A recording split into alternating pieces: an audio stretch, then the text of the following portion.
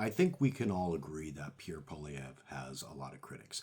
Now, where that criticism is coming from is obvious, and whether they are paid by the Liberal Party, who knows. But the big comments that we get are, what has Pierre done for the last 20 years? And we know it's all bullshit.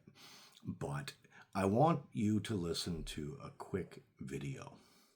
And I want to see if you can draw from what he is saying to where we are today as a government and as a country as a whole, and how his words apply to where we are today, and see if you can draw that connection. So just pay attention to this. The price of gas at the pumps in a big way? Yes. A way that concerns you? Or? Well, it's funny you should ask, because it shouldn't have to concern Canadians. Our enormous supply of oil should actually insulate us from it. Normally, what used to happen in Canada is when the global price of oil rose, our dollar would rise with it because people would be buying more of our oil, which meant they had to first buy our dollar. A more powerful Canadian dollar meant that we had more buying power for internationally priced commodities like oil and food. So we used to be protected from international oil price increases in a way that we're not anymore, because our sector is no longer as strong and as big as it was as a share of our economy. And so what I want to do is unleash oil production in Canada, clear the regulatory bureaucracy, the government gatekeepers, get rid of industrial carbon taxes, and have a stronger dollar that makes life more affordable, and much more geostrategic power in the world. How did that change your perspective and therefore, your policies and your career? I have found that those who push a socialist ideology have a gross contradiction in their view of human nature. They say that human beings are wretched, self-interested, greedy when they're in the private, voluntary economy, but they're angels when they're in the governmental economy. And therefore, they argue that the government should just control everything, because then we have all these angels that will decide for us, decide what we get to, how our money is spent, what we're supposed to believe in the modern day, what kind of vehicles we drive, what we should think. But that is a huge contradiction. If man is not capable of deciding for himself, surely he's not capable of deciding for others.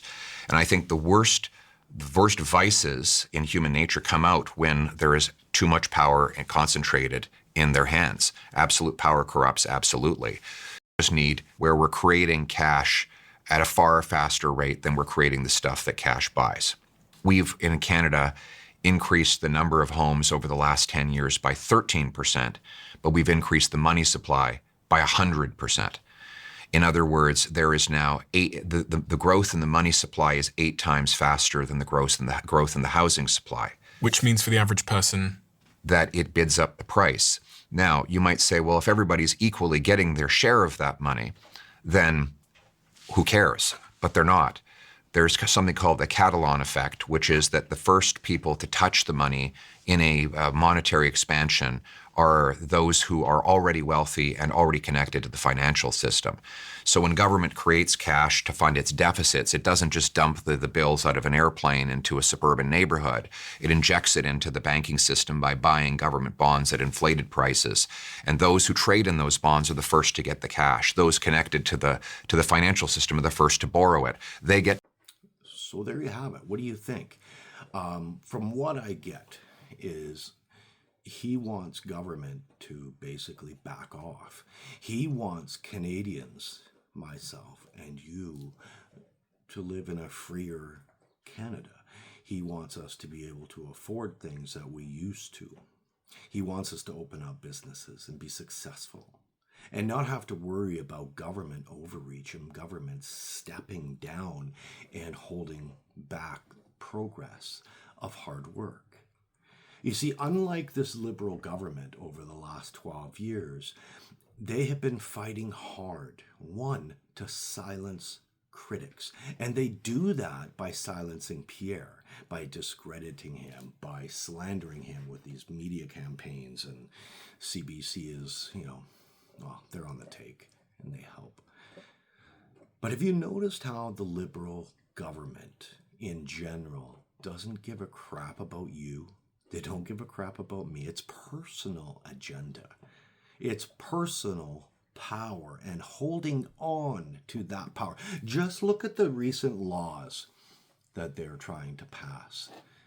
C-22, C-15, C-63, they're all censorship, and they all quiet the critics and give more power to them and less accountability to them. Well, don't you think it should be the other way around? A government works for the people, so shouldn't the government want the people to succeed? See, what I'm looking at right now are a bunch of voters that keep voting the same failed government. And each government term is worse than the one previous. We are at record high debts and unemployment. Families are unhappy. We're slipping in ranking of the G7 from 25th, from 7th to 25th places as being happy Canadians. This isn't the Canada I remember. And it's going to get a lot worse if these bills go through. Is that the government you want to govern you and your family and your kids? It's not the government that I want. See, I want to be able to afford things again, like the gas. Do you think Mark Carney is going to take off the tax that he spent a lifetime pushing for? The green energy and carbon tax? Do you think for 1 second that he's going to cut that off? He might do it if there's an election, like he did the last time, but he brought it back under a different name, and it actually applied to more areas and drove the prices of everything up, and he ended up making more money. So when you look at his election campaign promises that have been broken, helping the auto industry, which I think he's purposely destroying the gasoline automotive industry to replace it with electric vehicles made by Japan, or made by China. Is that the government you want? Because it seems to me this government only cares about one thing: themselves. Majority power, ultimate power over me and over you, and holding on to that power. I think it's time for change. I really do. I think 4 terms is enough failure for one government. I think the torch needs to be handed off to a fresh party. Somebody like this, who speaks for me, speaks for you, who wants us all to succeed as a nation, as a people, as voters. I don't want another term of this government. I think Canada has hit rock bottom. And if they get their majority government and there's a federal election and they are given a 5th term, I think Canada's done. I really mean that. I think Canada is 100% done, because this Prime Minister doesn't care less about you, doesn't care less about me. Half of the Liberal Party doesn't care less about you. They don't care less about me. And that goes for the voters as well.